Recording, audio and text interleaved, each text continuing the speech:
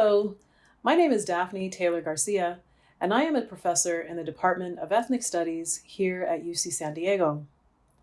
My research focuses on decolonial philosophy. Decolonial philosophy is the study of how colonialism has shaped the world we live in and examines the social relations created across generations and geographies as a result of it. Importantly, I also examine how we might forge new modes of existence. Let me begin with a question for you.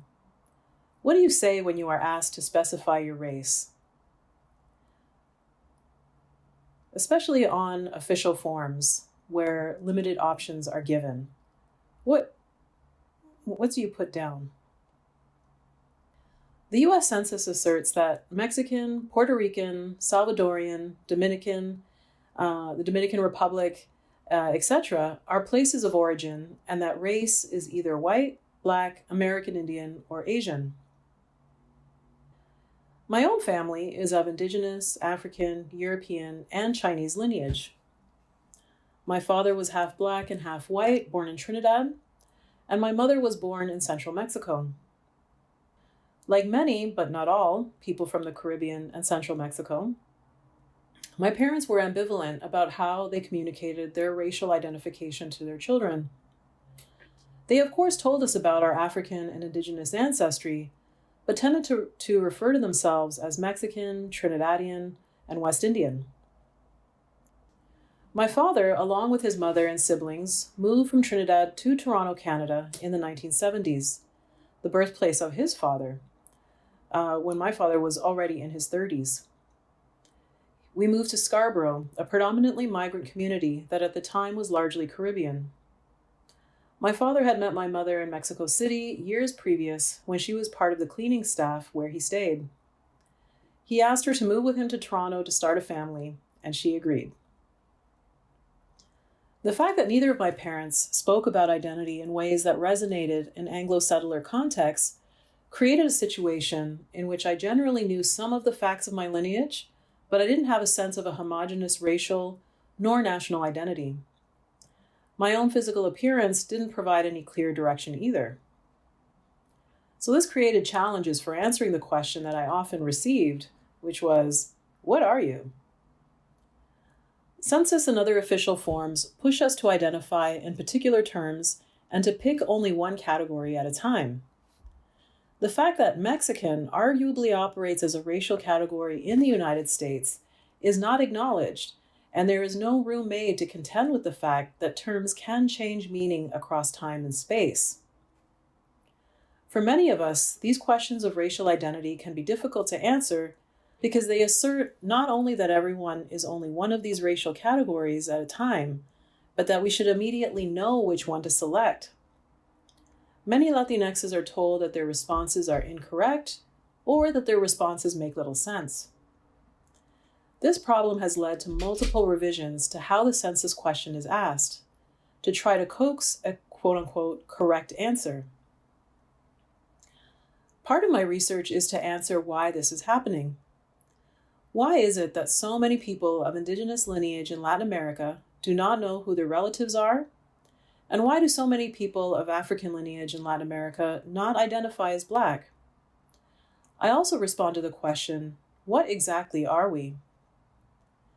From the start of my college days at Trent University, a small college about an hour and a half from Toronto, I made a decision to focus on the social, historical, and philosophical questions about colonialism and took courses that would help me understand why it is that so many of us remain in the lowest income brackets over generations while being politically and socially marginalized. In fact, if it wasn't for the critical theory and philosophy courses I took, I would have probably dropped out of college entirely because I did not feel that the other courses I took helped explain my reality. So I focused on taking courses that taught me about colonialism, critical theory, and existentialism, a particular branch of philosophy. But I didn't plan to go to college at all, so all of these questions I had about history, philosophy, could have gone unanswered. For whatever reason, neither of my parents talked to me about going to college. It wasn't on my map as something I needed or even wanted to do. It was actually a high school teacher who suggested that I should consider becoming a teacher, and I then learned about a college program that offered support services to someone like me who had to figure out post-secondary education on her own. So I applied to Trent and only to Trent. I figured if I didn't get in, college was not meant to be. My teenage brother, who was 14 at the time, came to live with me while I went to college. We decided it would be good for him to spend some time in a new context and to hopefully focus on school as well. For the last 2 years of my college degree, I focused on my coursework while providing a home for my brother. I applied to UC Berkeley for a PhD program in ethnic studies and was accepted. It was there that I had the opportunity to examine the history of Spanish colonialism and to think about the material, psychological, and intellectual legacies of multiple colonialisms. I have now spent about half of my life in California. A common U.S. response to Latinxes who are unsure of their racial identity is to insult them for their apparent ignorance.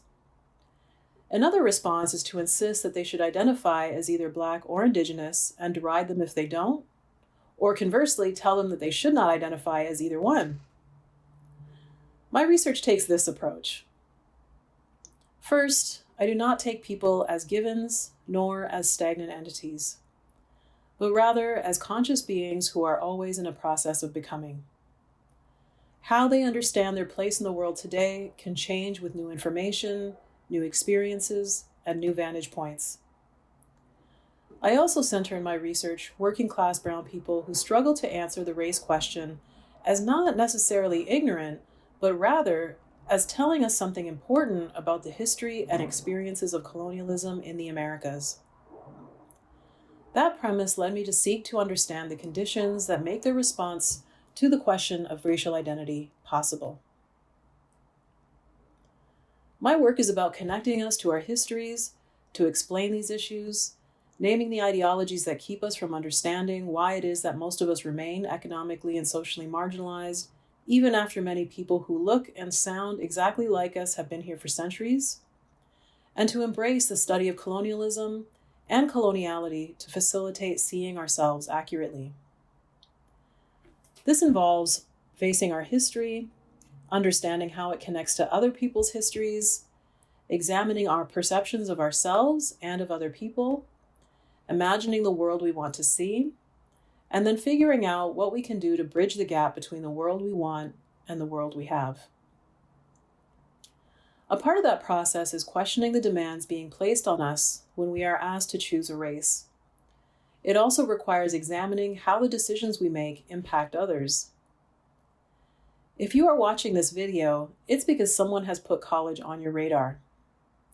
For first-generation Latinx students, you will be the first in your family to have a chance to study your history, politics, artists, and philosophers. Note that my own story of getting to be a professor at UCSD was not linear, nor is it a common story. I didn't even mention the many jobs I had or the breaks I took in between degrees, nor that I was a mature student when I started.